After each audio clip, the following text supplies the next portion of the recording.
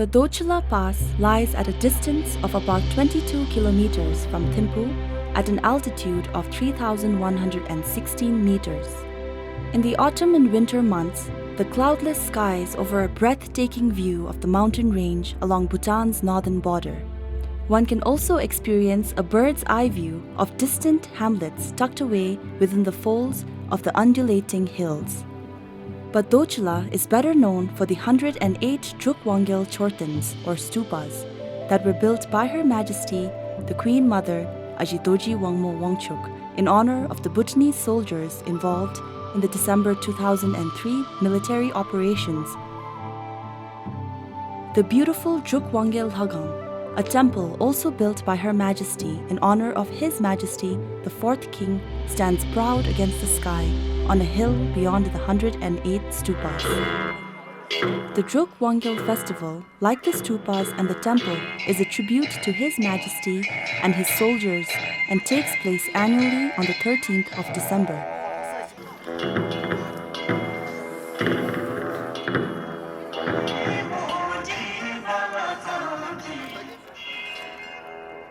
The opera-like performances are beautifully choreographed, and some of the dances are enactments of the struggle of Buddhist saints and their teachings in conjunction with the story of the struggle of the Bhutanese army and the victory over evil.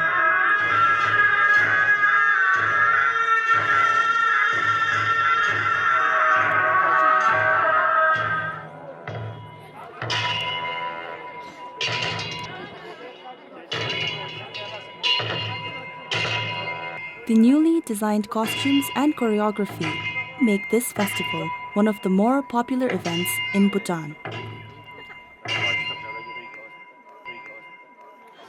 Their graceful movements are hypnotic as they dance to songs of peace, harmony, and coexistence.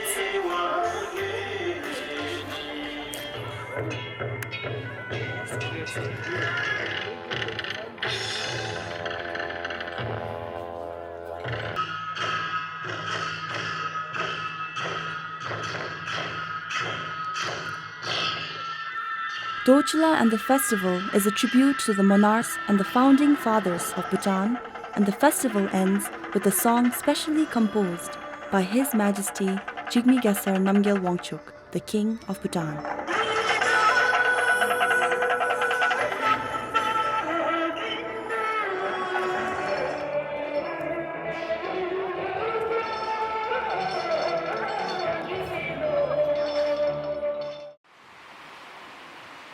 The Paro Valley lies at an altitude of 2,195 meters.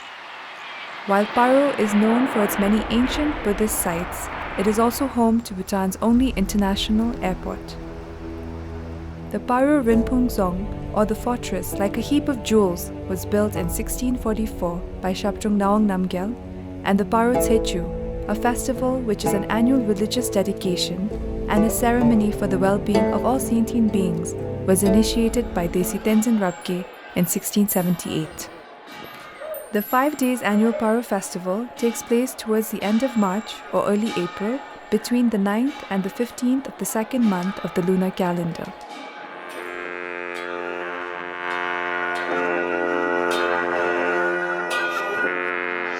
Held in the courtyard of the ancient Paro Dzong, the festival is a religious gathering that brings monk and laymen alike together in the spirit of celebration.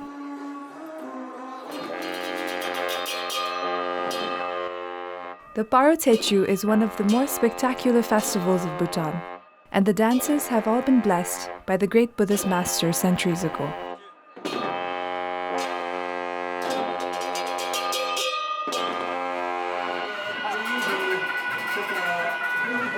The masks represent various Buddhist deities that are the essence of compassion, and the choreography generally signifies the victory of good over evil.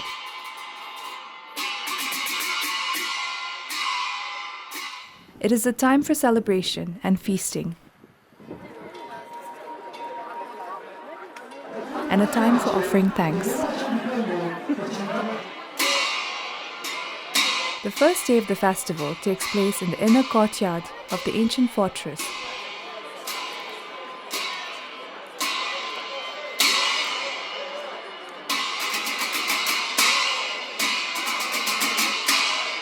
and it is moved to the grounds outside on the second day. As the dances progress with the pulse of the religious cymbals and drums and trumpets that reverberate around the courtyard, they each tell a story as envisioned by the great masters.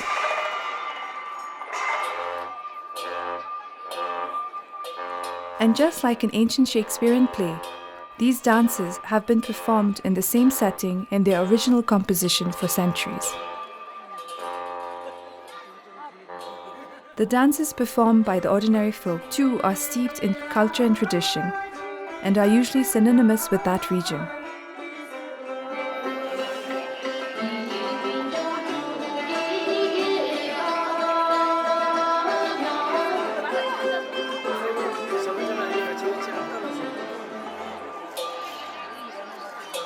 But whether performed by monks or lay people, it is assured that all who witness them are blessed. Thus, it is a huge annual get-together of family and friends and strangers alike.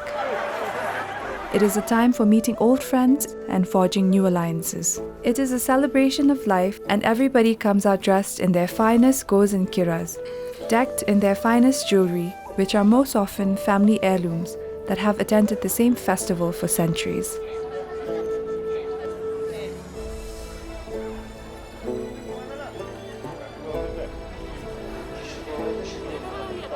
On the final day, the festival culminates in the unfurling of the famous Paro Thongdrel from the rafters of the central building just before daybreak. It is believed that all who witness it will be cleansed of their sins. This Thongdrel is a huge work of applique that measures 20 by 20 meters and is more than 350 years old. It features Guru Pema Jungne and his two consorts, surrounded by Guru Rinpoche's 8 manifestations, the Chilung Tultsum and Japtung Naung Namgyel.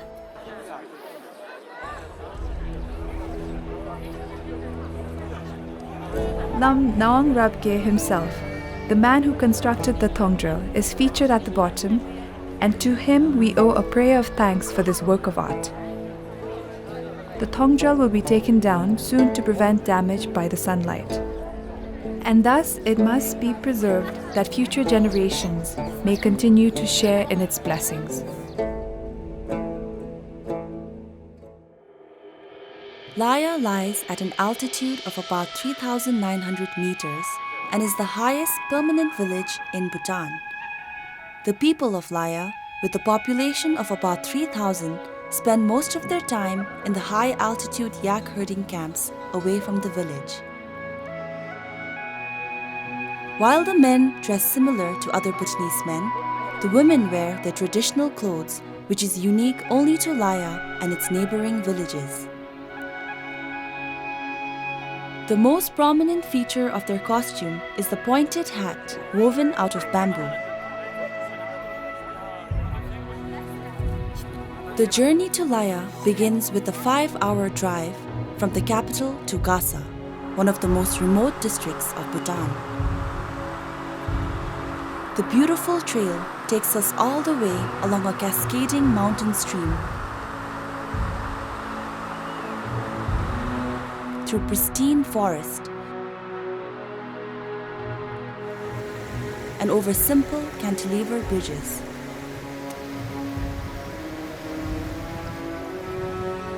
There are amazing campsites along the way in this pristine wilderness. We visited Laya during the fall, coinciding with the Royal Highlander Festival in October. The weather was a little chilly and we had light snow in the evening. But during the day it was warm and pleasant. The air was festive and people from neighboring villages had all come to Laya for the festival. We witnessed the rehearsals prior to the festival itself.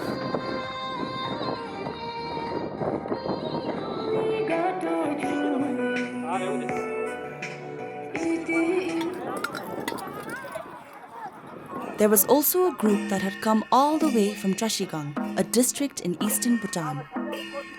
they rehearsed one of their ancient mass dances. The official function began the next day,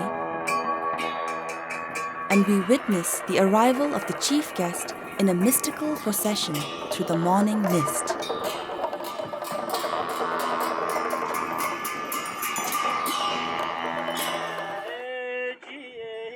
The festival was declared open and the program began with a traditional offering. This was followed by cultural dances in a surreal setting framed by majestic snow-capped mountains,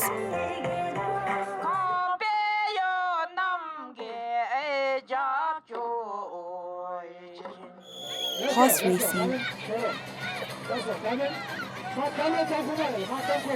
and feats of strength.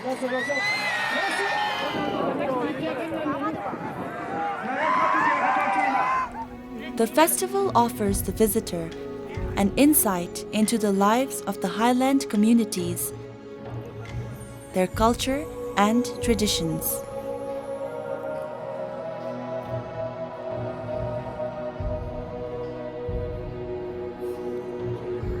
The Laya Run is a 25-kilometer cross-country marathon along the same route we took to Laya. The first runner took about 2 hours and 10 minutes to complete the race along the trail that took us 6 hours the day before.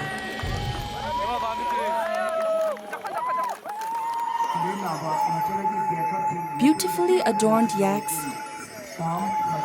horses, and the local mastiff too were paraded through the festival ground. Much to the joy of film fans, local film celebrities too volunteered for the festival. They even had a makeup session for the women there.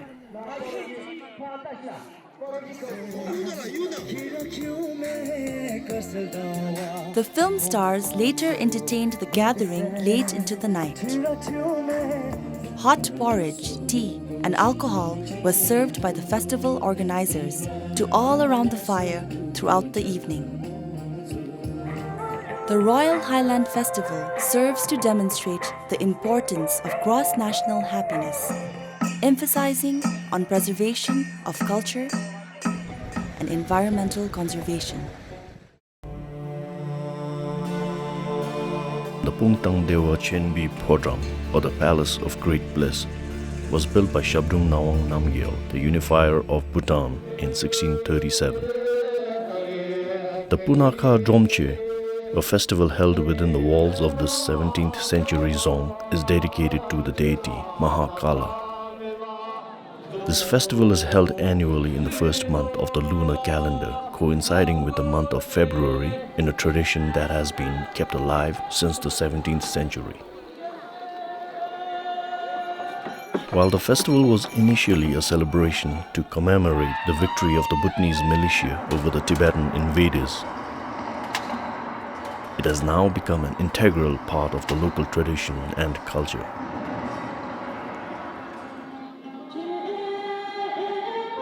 The Punakha Tshechu begins immediately after the Domche, and though relatively new, the Tshechu is one of the more popular festivals, if only because the venue is within the walls of the most beautiful and auspicious fortress in the country.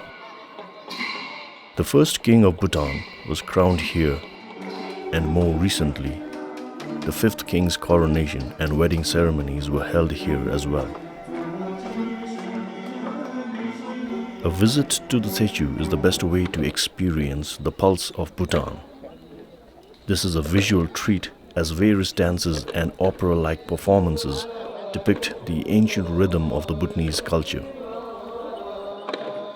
Though the festivals in the different districts are similar, each one is unique in that local songs and dances are incorporated into the program.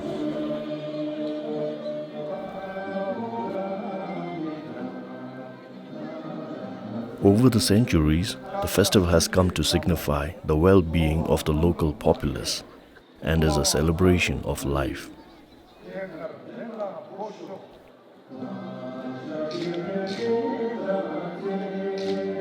This is a time to offer thanks for past blessings and pray for a successful year ahead. While the festival is a religious function, it is also a great social event. It is a time for meeting friends and family and forging new alliances. Religious ceremonies and rituals are conducted days ahead of the actual dances, and hence all who behold them are blessed.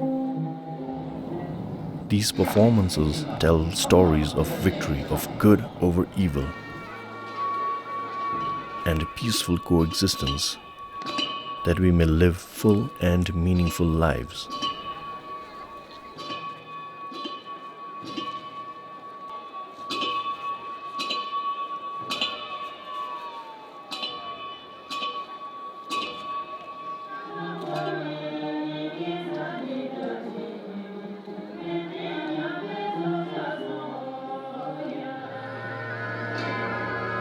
Great masters composed these dances in honor of the garden deities represented by their masks. And this ancient choreography is also a means of imparting Dharma teachings to the people in a form that is both entertaining and meaningful.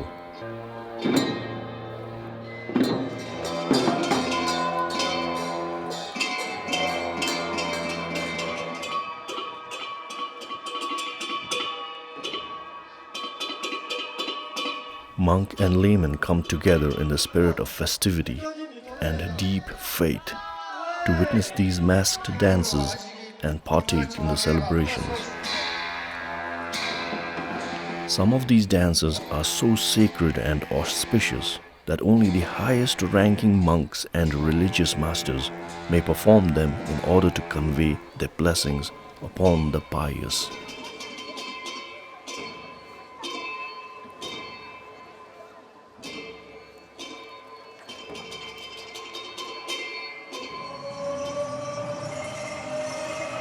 While these festivals provide an opportunity for prayer and pilgrimage, they are also key to preserving Bhutan's rich culture and traditions.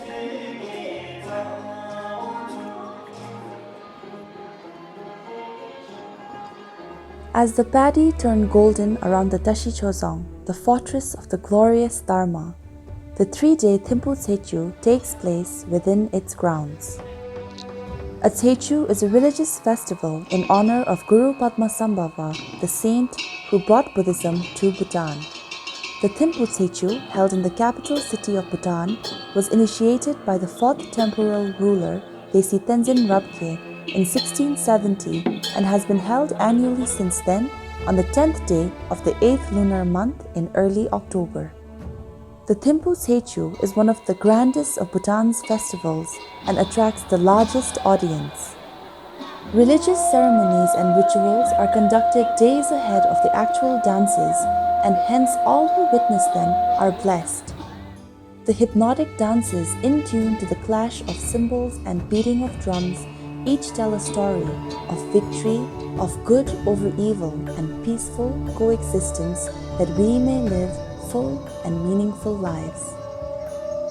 Great masters choreographed these performances in honor of the guardian deities represented by their mask, and these ancient dances are also a means of imparting Dharma teachings to the people in a form that is both entertaining and meaningful.